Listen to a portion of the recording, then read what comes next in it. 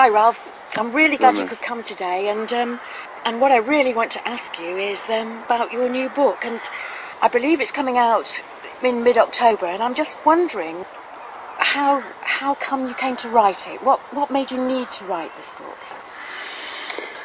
Well, a lot of my early songs are autobiographical, and they are, you sort of look for the poetry in the song and why you're going to try and put the incident down. And a lot of things that happened in my life had that same sort of poetry, but were too long or too complicated to put in song format. So just for fun one day I sat down and wrote a chapter about the time when as kids we were running over a place we used to call the farm, but it was actually a sewage farm, but it was a bit of waste ground where we could light fires and have fun. And I enjoyed it so much. I then wrote another story about being in Paris in 1965, and then I started just jumping backwards and forwards. I felt that a lot of the songs would perhaps indicate a very soft childhood, because I've softened the edges in songs. You can polish something that's kind of raw and difficult and make it a song, and then you can repeat it. The actual written word is much harder, I find, and so on. But I just felt that people might have thought I had a bit of a soft time, and I didn't. I don't think anyone had really a soft time after the war. Times were hard, and I just wanted to perhaps redress the soft side of the songs into a much harder reality through writing stories.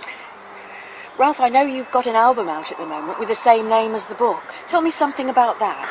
The album actually is called As Far As I Can Tell as well. It's actually 3 CDs. There was so much stuff in the end of readings. So every time I had some spare time, I went into the studio and recorded some more stories of readings. And the readings led naturally to the songs I was referring to earlier that were kind of autobiographical anyway. So we have a reading taper off, and the music starts off and a song carries us to the next segment. I hugely enjoyed it.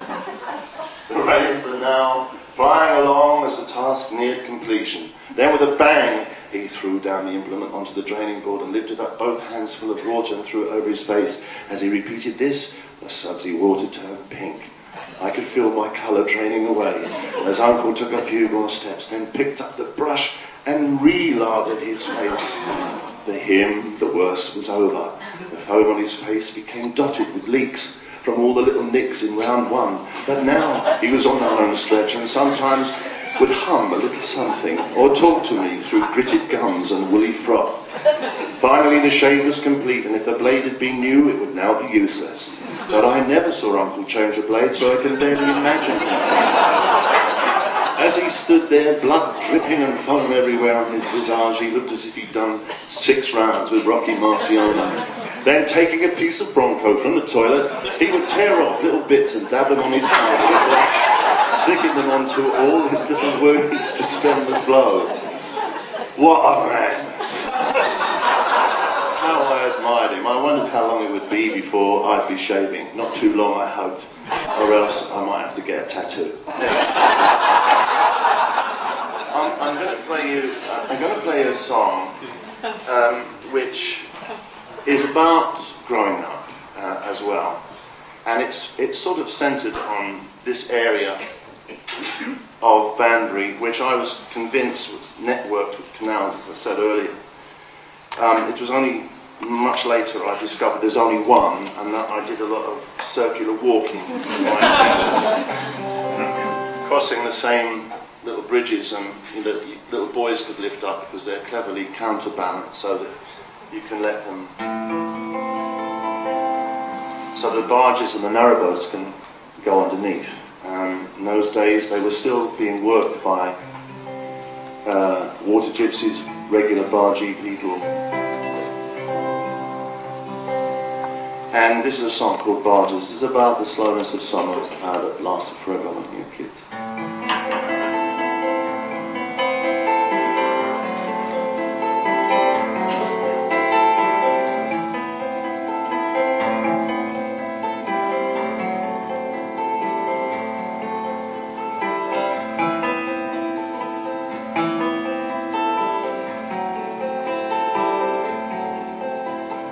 Me and my brother returned to the waterland.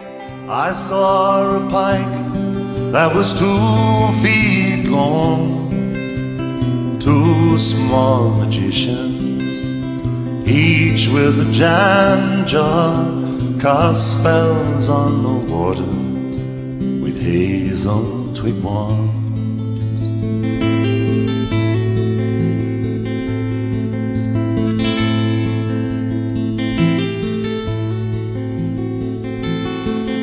And the country boys catch tadpoles, dive into water.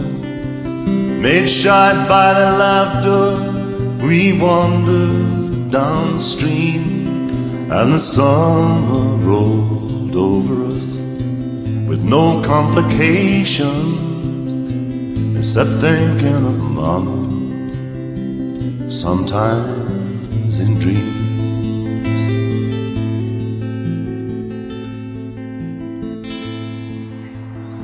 Now that the book, this part of the book is finished, or this part of your story is finished, I'm wondering how it's left you feeling now that there it is out there.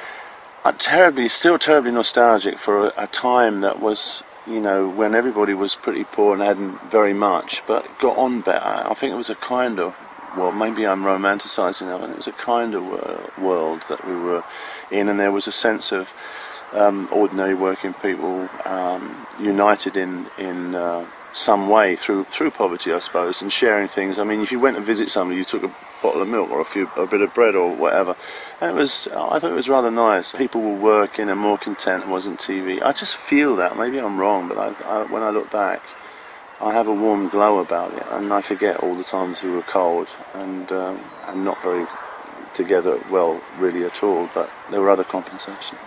So it sounds like it was more supportive around you.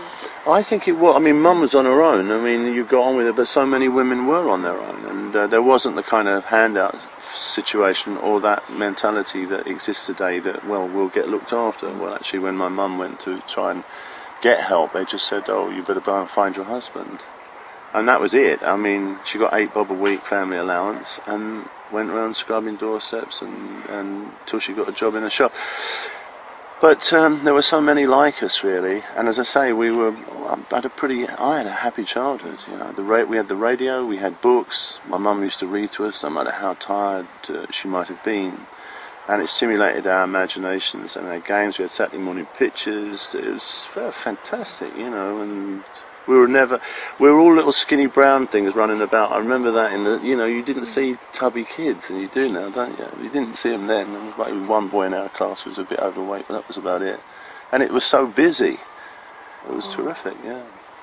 So, when are we going to be able to buy this book, Ralph? Well, the book should be out in the middle of October. It's the 2 books combined. I wrote 2 books originally. Well, I actually wrote all this lot, and they divided it into 2 books, but now it's in paperback.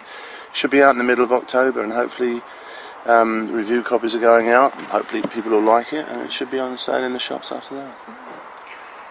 Good. Well, I'll certainly get a copy when it comes out. You will. I shall give you a copy of it, and I shall sign it as well. Thanks. I sometimes hear a fiddle play. Maybe it's a notion that I dream I see white horses dance upon that other ocean. It's a long way from Clare to here. It's a long way from Clare to here. It's a long, long way, and it gets farther day by day. Oh, it's a long way from Clare. It's a long way